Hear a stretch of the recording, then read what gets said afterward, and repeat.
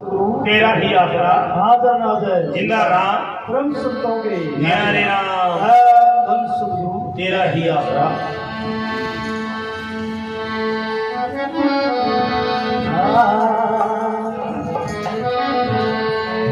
गुरु चरण संकटी है और कर सब जिनका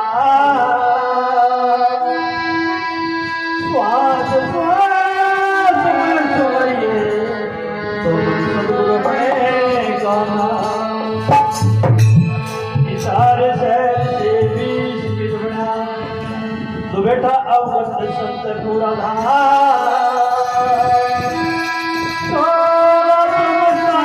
सद्गुरु मिले तो गुरु समझे तेरा ही आसरा।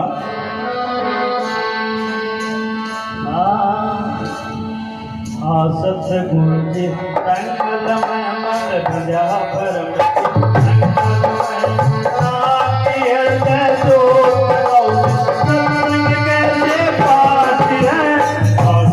गुरु जी संगल में मन भजा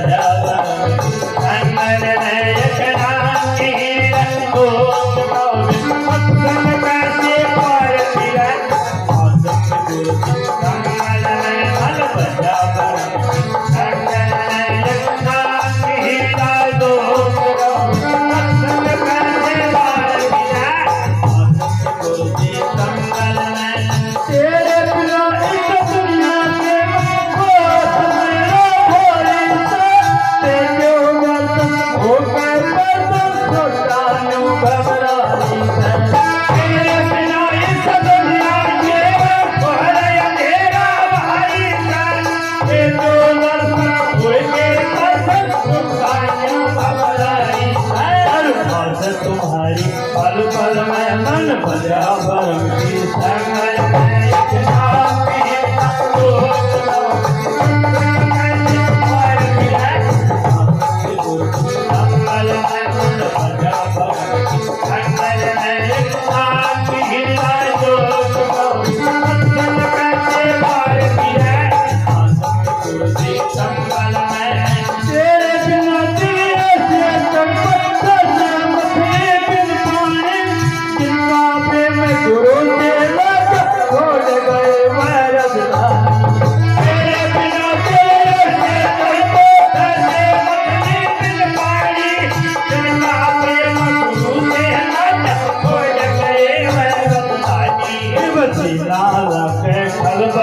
मन भरा भरम की संगल में एक नाथ कैसे गुरु संगल में मन भरा भरम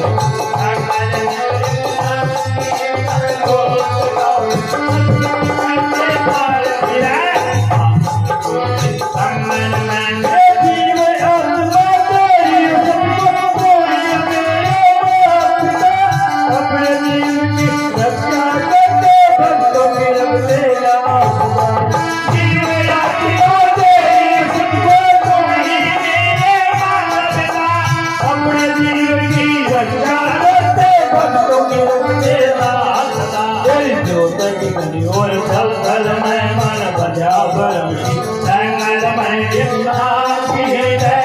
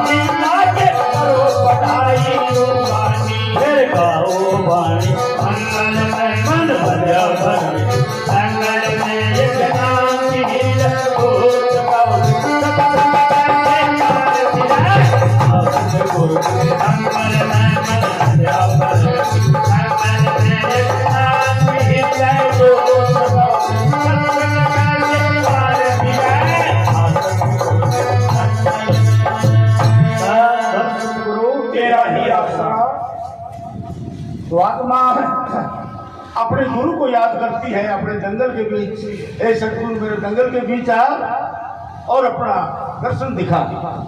तेरे दर्शनों के बगैर इस संसार में घोर अंधकार छाया हुआ है और मेरा दिल मछली की तरह तड़प रहा है, क्योंकि गुरु ही ज्ञान की ज्योति है, गुरु ही ज्ञान का प्रकाश है। नहीं तो सारे संसार में अज्ञान का अंधकार फैला हुआ है। गुरु आके जीवों को ज्ञान बख्शता है, परमात्मा से मिलने का रास्ता बताता है। जीव उस रास्ते चल के अपने मालिक से, पिता से मिल जाता है और सदा के लिए सुखी हो जाता है, बंधन तोड़ देता है। तो आत्मा सतगुरु को याद करती है कि तू मेरे जंगल के बीच आ और अपना दर्श दिखा। तेरे दर्शन को देख देख करके मुझे शांति मिलती है। हे मालिक, तेरी जोत गगन में, जल थल में, हर जगह तेरी जोत जग रही है। तो मेरे को दर्शन दे। तेरे दर्शनों के बगैर मुझे कोई शांति नहीं है। मैं क्या करूं? तू जल्दी करके आगे दर्शन दे। तो इस प्रकार संत महात्मा ये जीव को समझाना चाहते हैं कि बगैर गुरु के कोई भी आत्मा पार नहीं हो सकती। इसलिए गुरु को खोजो, गुरु को पकड़ो, गुरु से नाम उपदेश मांगो। जब नाम मिल गया तो गुरु के चरणों से प्रेम कमाओ और घर बैठ के नाम की गवाही दो। हृदय में गुरु के दर्शन करो। नाम लेके 20-20 साल हो गए बैठे रहे, कोई इंच भर भी ऊपर नहीं चढ़ा, इंच भर। कैसे मिलेगा परमात्मा? तो इसलिए अभ्यास करके 6 चक्कर तो खाली करो, 9 द्वार खाली करो, 9 दरवाजे, 9 दर फीके, रस अमृत 10वें अंदर चूजे। ये सारा संसार 6 चक्रों और 9 द्वारों में घूम रहा है, मन के साथ आत्मा भी। लेकिन यहाँ कुछ नहीं मिलने का। जब ये 6 चक्कर और 9 द्वारों को बंद करके 10वें द्वार पर जाएगी, तब इसको मालिक से मिलने का वो रास्ता मिल जाएगा, अमृत मिल जाएगा, जिसको पी करके अमृत हो। तो अमृत बाहर नहीं है, अमृत अंदर है। वो राम नाम का अमृत है, उसको पीने से जन्म जन्म की पाप उतर जाती है। आत्मा सदा के लिए पवित्र निर्लेप हो जाती है और अपने मालिक को पहचान लेती है। ये शरीर इस आत्मा के जरिए खड़ा है, सोच लो। और जिस दिन आत्मा रूपी पक्षी इस शरीर से उड़ारी मारेगा ना, उस समय यह शरीर गराम से गिर पड़ेगा, साथ में प्राण फकीर भी उड़ जाएंगे और फिर कहेंगे ले चलो भैया। फिर इसकी मुस्क बांध के हम शमशान घाट पर ले जाते हैं, आरती बांध के, और वहां जाके इसका बेटा इसको आगे लगाएगा। तो क्या करने के लिए आए थे दुनिया में? खाने पीने के लिए आए थे क्या? दुनिया की सैर सपाटे करने के लिए आए थे? नहीं, हम परमात्मा की भक्ति करने के लिए आए थे। सो किया नहीं, अब पछताए हो क्या जब चिड़िया चुग गई थे। अब पछताए जब क्या बढ़ता है। तो इसलिए ये श्वासों की पूंजी लुटती जा रही है। राजा सिकंदर होया है हिंदुस्तान में, जो सारे संसार को जीतना चाहता था और उस पर राज करना चाहता था। राजा सिकंदर के पास बड़ी सेना थी, बड़ा धन दौलत था, और वो युद्ध करता हुआ रेगिस्तानों के इलाके में चला गया। उसने एक दिन विद्वानों से पूछा था कि बताओ मेरी मृत्यु कब आएगी और किस प्रकार आएगी। विद्वानों ने जंतरी पंतरी देख के बताया कि महाराज आपकी मौत उस समय आएगी जब लोहे की धरती बन जाएगी, सोने का आकाश बन जाएगा, उस समय आपकी मृत्यु होगी। अब राजा सिकंदर ने सोचा कि ना तो लोह की धरती बन सकती, ना सोने का आकाश, इनको मैं कोई नहीं मरूंगा। अब युद्ध करता हुआ बहुत आगे न गया। अब टाइम घड़ी तो आपकी है, चाहे कितने भी उम्र ले लो, प्रेम तो आएगा। तो क्या था कि राजा और उसका वजीर आगे जा रहे थे, पीछे सेना आ रही थी, पीछे वैद्य हकीम भी आ रहे थे।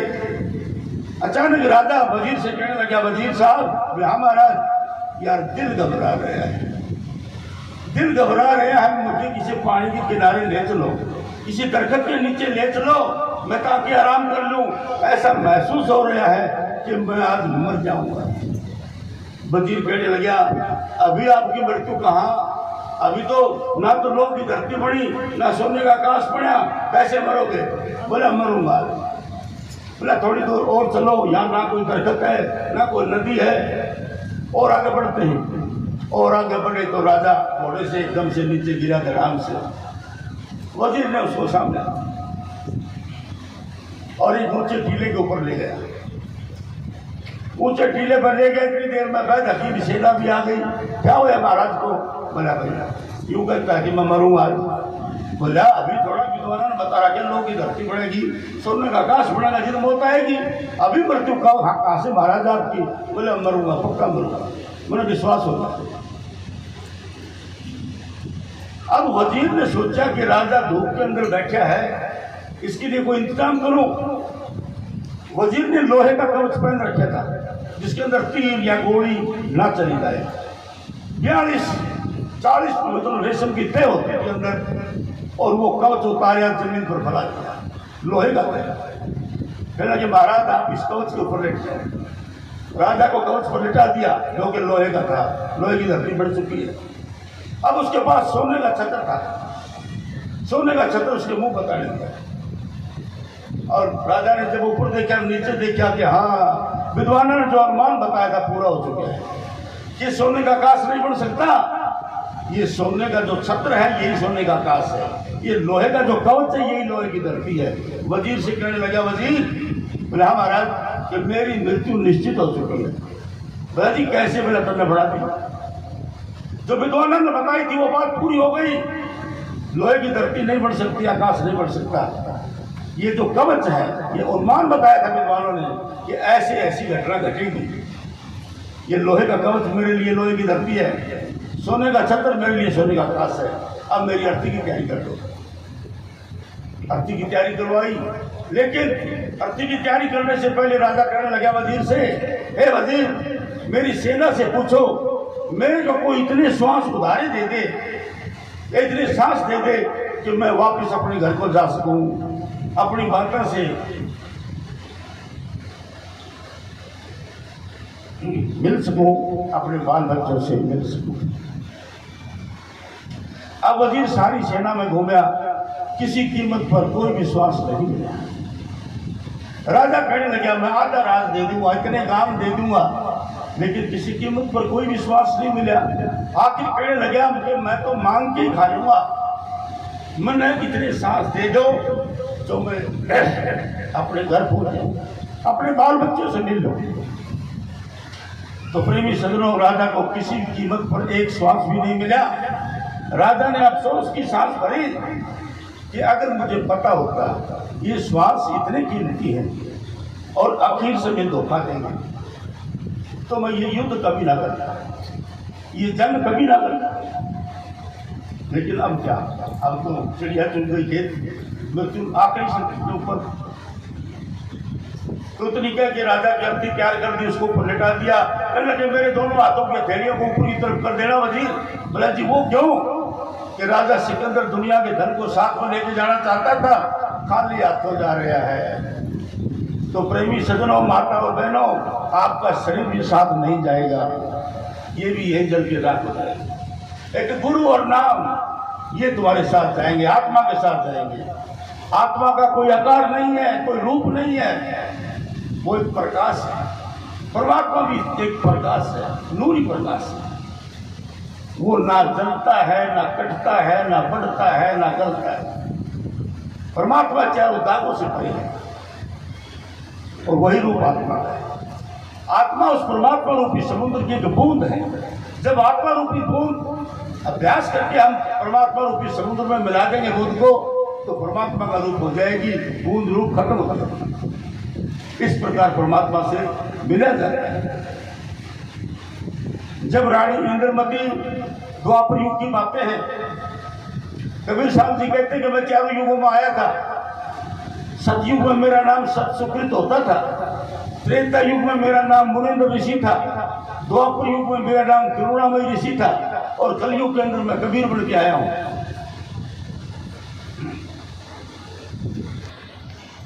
तो उड़ीसा के अंदर एक राजा रहता था जिसका नाम चंद्र विजय राजा था। उसकी धर्मपत्नी का नाम इंद्रमती रानी। इंद्रमती रानी बड़ी होशियार लड़की थी। उसने एक गुरु पढ़ा रखा था। गुरु ने बता रखा था, बेटी अब तू राजा की घरानी बन के आई हुई है, रोजाना एक महात्मा को भोजन कराया कर, 11 बारिश का व्रत रखा कर। पर जिस महात्मा को भोजन करा दिया वो नहीं, नया महात्मा होना चाहिए। अगर भोजन करा तो अगले जन्म में फिर रानी बन के आ जाएगी। अब देखो इसकी बात गुरु की क्या है कि रानी अब है, रानी बन के फिर आ जाएगी, लेकिन ना तो मुक्ति का रास्ता बताया ना परमात्मा के दर्शन का रास्ता बताया। रानी बन के फिर आ जाएगी। कौन सा सुख है दुनिया में बताओ। तो रानी इंद्रमती पहले महात्मा को भोजन करा के फिर आप भोजन करती थी। एक दिन एक हफ्ता हो गया, अपने महल की अटारी के ऊपर बैठी है, कोई साधु महात्मा की राह देख रही है। कोई साधु महात्मा यहाँ से लंघे तो घर बुलाऊं, उसको भोजन कराऊं, फिर मैं भोजन करूं। अचानक कबीर साहब ने रानी इंद्रमती को ताड़ना था, उद्धार करना था उसका। कबीर साहब जी श्वेत वस्त्रों में उसके महल के पीछे की ओर से निकले। रानी ने देखा कि बहुत महात्मा सुंदर है, ऐसा महात्मा कभी देखा ही नहीं। ऐसा महात्मा लगता है कि ये तो अभी अभी ऊपर से उतरे हो। उसने अपनी नौकरानी रखी हुई थी, उसको बोला कि हे फलानी लड़की, तू जल्दी करके बाहर जा, वह एक महात्मा जा रहा है, उसको घर बुला के लेके आ। बांधी भागी, कबीर साहब के चरणों में गिरी। महाराज आपको इंद्रमती रानी ने याद किया है, उसके घर प्रवेश करो, उसके घर भोजन करो।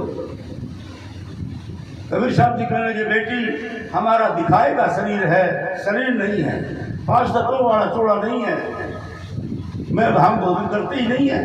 और फिर राजा के घर, राजा के भोजन तो हम कभी नहीं करते, राजा तो अहंकारी होते हैं।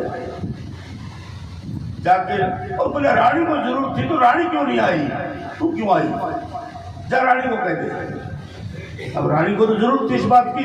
रानी को ये बचन सुनते ही रानी नंगे पैर दौड़ पड़ी कबीर साहब के चरणों में। महाराज यदि आप मेरे घर चल के भोजन नहीं करोगे तो आपको पाप लगेगा। कहने बेटी मैं भोजन कैसे करूं, मेरा शरीर ही नहीं है। कि नहीं भोजन करना पड़ेगा, नहीं तो मैं प्राण क्या लूंगा। अब कबीर साहब ने उसकी बात को मानना पड़ा और उसके दरबार में पहुंच गए। भोजन तो करते नहीं थे, कहने लगे एक कुंवारी बच्चा को ले आओ जो बिना सुई हुई हो। एक कुंवारी बच्चा ले आए। कबीर साहब ने उसके शरीर पर को हाथ फेरा, उसके धड़ दूध से भर गए। बोला इसका दूध निकालो, दूध निकाल दिया। एक गिलास भर के कबीर साहब को दे दिया। कहने लगे बेटी इंद्रमती रानी, मैंने तेरे घर का दूध पी लिया, मैं भोजन कर लिया है, अब तुम इस दूध को अपने घर भर दो और भोजन करो। अब रानी इंद्रमती ने भी स्नान किया और भोजन कर लिया। लेकिन बड़ी होशियार लड़की थी वो, नहा धो के गुरु के चरणों में बैठी, हे महाराज अपना ज्ञान सुनाइए। हर महात्मा का ज्ञान सुनती थी, कोई भी महात्मा आए। कबीर साहब तो बहुत ऊंचे दर्जे के साधु थे। कबीर साहब ने जब अपना वो दिव्य ज्ञान सुनाया इंद्रमती रानी को, सुन के दंग रह गए। महाराज ये ज्ञान तो मैंने कभी नहीं सुना, ऐसा ज्ञान। कबीर साहब जी कहने लगे बेटी फिर तेरे गुरु की क्या शिक्षा है। बोले मेरे गुरु की शिक्षा है कि 11 बारिश का व्रत रखो और रोजाना एक महात्मा ने नए महात्मा का भोजन कराओ। तू ईब रानी बन के आई हुई है, अगले जन्म में फिर रानी बन के आ जाएगी। तो बेटी उद्धार तो कोई होया, परमात्मा के दर्शन तो कोई होया, मुक्ति तो कोई नहीं हुई, फिर राणा पड़ा दुनिया में। बोले महाराज एक गुरु तो बड़ा रखा है, अब मैं दूसरा गुरु तो नहीं पढ़ाती। बोला ठीक है ना बड़ा। कबीर साहब जी खड़े हो गए, चल पड़े। कहने लगे रानी इंद्रमती ध्यान रखना, आज से तीसरे दिन काल आएगा तेरे को लेने के लिए, और मेरी सूरत में आएगा, मेरा रूप बना के आएगा तेरे को बहकाने के लिए। परंतु उसकी आंखों में ध्यान लगा के देख लेना, काले डोरे, पीले डोरे, लाल डोरे होंगे। वो काल का रूप होगा, उसका मस्तक छोटा होगा, तो समझ लेना काल का स्वरूप है, गुरु का स्वरूप नहीं है। अब तीसरे दिन आया काल, कि भाई इंद्रमती रानी, तुम्हारी दुनिया का ठेका पूरा हो गया है, चल तेरे को सतलोक ले चलता हूँ। अब रानी इंद्रमती ने उसकी आंखों में आंख डाल करके देखा कि है तो साकी काल है, गुरु तो नहीं है, चलेगा दुष्ट यहाँ से। लेकिन उसने रानी के थप्पड़ मारे, थप्पड़ मारती रानी बेहोश होकर गिर पड़ी। चलो कि आज तो बात नहीं बड़ी, कल देखूंगा इसको, छोड़ के चला गया। अगले दिन क्या होया कि रानी के बिस्तरों में सांप बढ़ के गाल प्रवेश कर गया। जब रानी सारे परिवार को भोजन करा के अपने बिस्तर के ऊपर गई तो सांप ने मस्तक में डंक लगा दिया। रानी चिल्लाने लगी कि सांप सांप, सांप ने डस ली, सांप ने डस ली। राजा भी घबराया, जो हो रानी तो गई। अरे बोले उसने जहर तारणी ने बुलाओ साइड देसी। तो रानी को याद आया कि नहीं, किसी को बुलाने की जरूरत नहीं है, मेरे पास गुरु साहब का एक मंत्र दिया हुआ है, मैं उस मंत्र को याद करती हूँ। इंद्रमती रानी ने मंत्र क्या था, जिस तरह धन धन सदगुरु तेरा ही आसरा, यही तो मंत्र था। वो सत साहिब का मंत्र याद किया तो रानी का जहर उतर गया, रानी स्वस्थ हो गई, खड़ी हो गई। तब राजा की जान में जान आई कि रानी बस्त हो गई।